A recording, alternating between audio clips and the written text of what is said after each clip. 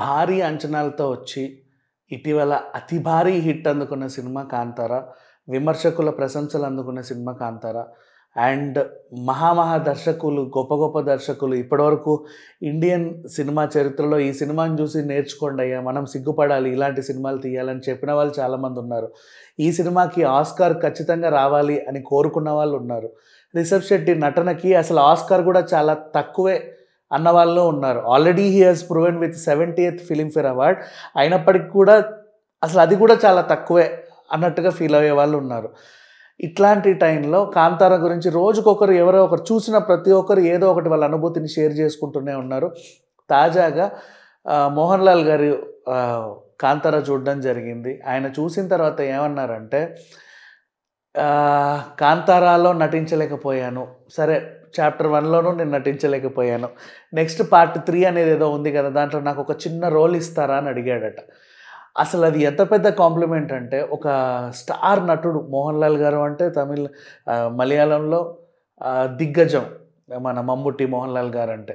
పైగా మోహన్ లాల్ గారి గురించి ప్రత్యేకంగా చెప్పాలి. ఇప్పుడు నెక్స్ట్ మళ్ళీ 'వృషభ' అనే సినిమా కూడా ఉంది. ఈ సంవత్సరం 5 సినిమాలు రిలీజ్ చేశాడు. 5ఓ 6ఓ ఇంకా నేను ఏమన్నా తక్కువ మాట్లాడితే. అంత పెద్ద స్టార్ హీరోలు, ఆ రేంజ్ స్టార్ హీరోలు అంటే మన తెలుగులో కనీసం 3 ఏళ్ళకి 2 ఏళ్ళకి ఒక సినిమా రిలీజ్ చేస్తారు. బట్ అక్కడ అట్లా కాదు.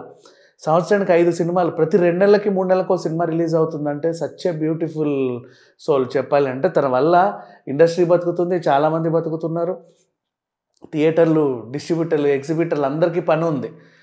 మన దగ్గర కూడా స్టార్ హీరోలు అలా చేస్తే బాగుండు. ఈవెన్ బాలయ్య గారు అలా చేస్తారనుకోండి, ఫర్ ఎగ్జాంపుల్ సంవత్సరం కనీసం 2 సినిమాలైనా మిగతా హీరోలు కూడా చేస్తే బాగుండు అన్న ఫీలింగ్. సరే, ఈ విషయం పక్కన పెట్టేస్తే, మోహన్ లాల్ గారు 'కాంతార' సినిమాని ప్రశంసించిన తీరు పక్కన పెడితే, ఇప్పుడు దీంట్లో ఆల్రెడీ జయరామ్ గారు, రుక్మిణి వసంత్ వీళ్ళంతా యాక్ట్ చేశారు. మనం చాప్టర్ 1లో అంటే వాళ్ళ క్యారెక్టర్స్ అయిపోయాయి అక్కడి వరకు. ఇది ఫ్లాష్ బ్యాక్.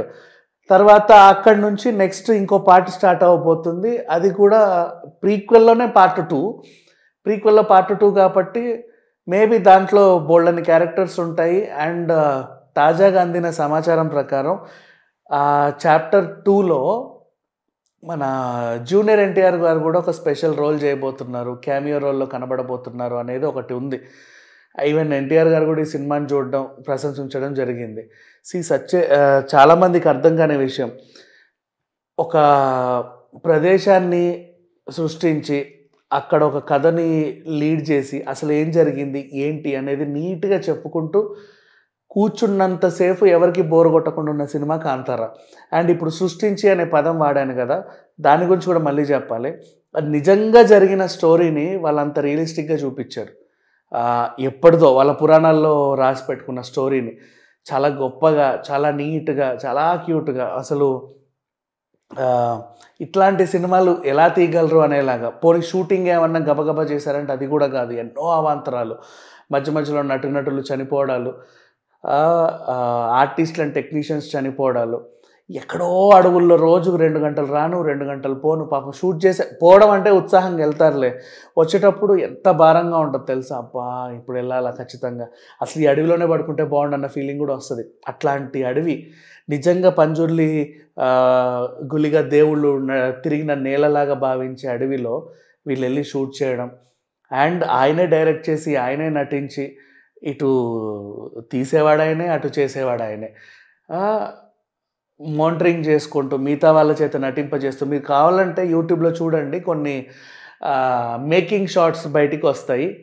ఎంత కష్టపడి తీశారు. ప్రతిరోజు ప్రతి ఫ్రేమ్లో ఎంతోమంది ఆర్టిస్టులు, కెమెరా పెడితే బోల్డంత మంది ఆర్టిస్టులు, కెమెరా పెడితే బోల్డంత ప్రాపర్టీ, అయినా సరే సక్రమంగా చాలా నీట్గా దాన్ని తెరకెక్కించిన విధానం కానీ, ఆ రథం జారుకుంటూ పడే సీన్ కానీ, క్లైమాక్స్ సన్నివేశం కానీ, మధ్యలో తనకు పూనకాలు వచ్చే సన్నివేశం కానీ, గుల్షన్ దేవయ్యని చంపేసే సీన్ కానీ, రుక్మిణి వసంత్ ఒక్కసారిగా షేడ్స్ మార్చే సీన్ కానీ, అడవుల్లో ఆ నల్లవాళ్ళు అటాక్ చేసే సీన్స్ కానీ, పులి తీసుకెళ్లే ఫైట్స్ కానీ, అడవి మధ్యలో ఉండే చేతబడి ఫైట్ కానీ, ఎవ్రీథింగ్ వాజ్ ఎక్సలెంట్ అని చెప్పుకోవచ్చు. అందుకే మేబీ ఈ సినిమాని ఎన్నిసార్లు ఇష్టపడి అందరూ చూస్తున్నారు. ఖచ్చితంగా మాస్టర్ పీస్. ఇప్పటివరకు వచ్చిన ప్రశంసలు ఒక ఎత్తు అయితే, ఈరోజు శుక్రవారం పెద్దగా సినిమాలు ఏం లేవు. అందుకే మళ్ళీ మాట్లాడుకుంటున్నాం మనం 'కాంతార' గురించి. ఈ వారం కూడా 'కాంతార' అదే అనడంలో ఎలాంటి అతిశయక్తి లేదు. ఎందుకంటే ఇప్పుడు పెద్దగా సినిమాలను రిలీజ్ అవ్వాలని ఏవో 1, 2 సినిమాలు వచ్చాయి కానీ అంత బజ్ లేదు. బట్ ఈవెన్ దిస్ ఫ్రైడే కూడా ఇంకా థియేటర్స్ పెంచుకొని ఇంకో వారం రోజులు కాంతార ఆడుతుంది. ఇప్పటికే బోల్డన్ని కలెక్షన్స్ వచ్చాయి. ఖచ్చితంగా ఈ వీక్ కూడా అదే కంటిన్యూ అవుతే చాలా తొందరగా ప్రపంచవ్యాప్తంగా ఇది 1000 కోట్ల మార్క్ అందుతుంది. అండ్ ఈవెన్ లాంగ్ రన్ సినిమాలు ఇవి ఇట్లాంటివి.